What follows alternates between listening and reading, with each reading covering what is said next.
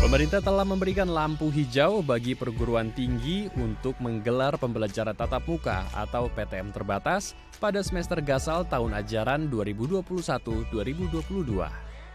PTM terbatas di perguruan tinggi dilakukan dengan menerapkan protokol kesehatan yang ketat dan dikombinasikan dengan pembelajaran daring.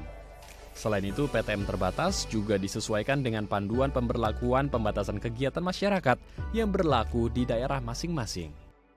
Guna mengoptimalkan perlindungan kesehatan perguruan tinggi yang melakukan PTM di wilayah level 1 hingga 3, diimbau agar membentuk Satgas Penanganan COVID-19 untuk menerapkan prosedur operasional standar protokol kesehatan di setiap kampus.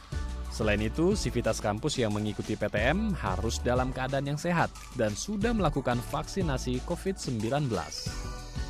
Sekretaris Direktorat Jenderal Pendidikan Tinggi Kementerian Pendidikan Kebudayaan Riset dan Teknologi, Paristianti Nurwardani, mengungkapkan bahwa berdasarkan hasil survei yang dilakukan pada bulan Juli lalu, sebanyak 63,9% perguruan tinggi sudah siap melaksanakan PTM terbatas dengan metode perkuliahan tatap muka yang dikombinasikan dengan daring, serta sebanyak 82% perguruan tinggi siap melaksanakan PTM.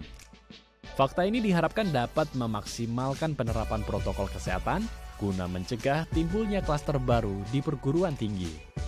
Selain itu, jika terdapat pelanggaran protokol kesehatan saat PTM berlangsung, akan ada sanksi dalam bentuk disinsentif untuk perguruan tinggi.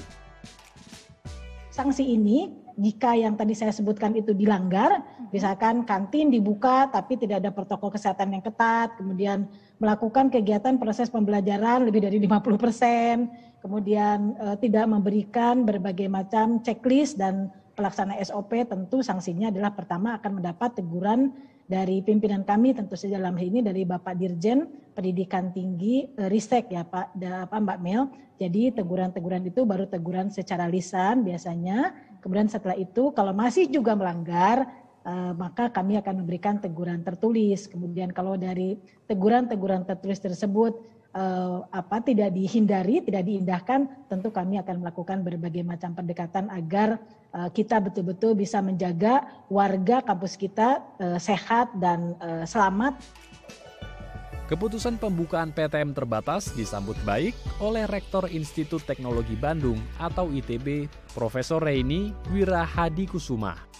Menurutnya, PTM terbatas penting dilakukan dalam memaksimalkan kualitas atmosfer akademis. Reini juga menekankan bahwa tidak akan ada euforia saat PTM terbatas berlangsung dan pihaknya siap memastikan kepatuhan atas aturan yang berlaku.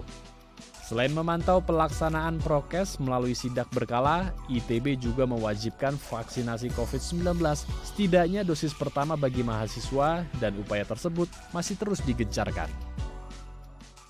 Hasil survei sebulan yang lalu 70% lebih ya, mungkin sekarang sudah 80% dari mahasiswa kami yang jumlahnya 24.000 itu sudah vaksinasi gitu. Nah, sekarang kita lagi ngejar-ngejar siapa yang belum, dan kami menyampaikan kewajiban vaksinasi bukan karena mau masuk kampus, tapi kewajiban pribadi masing-masing sebagai warga negara yang harus melindungi dirinya dan melindungi lingkungannya supaya tidak menularkan dan memutus rantai penularan begitu. Media Tawadu, Tim Liputan, DAI TV.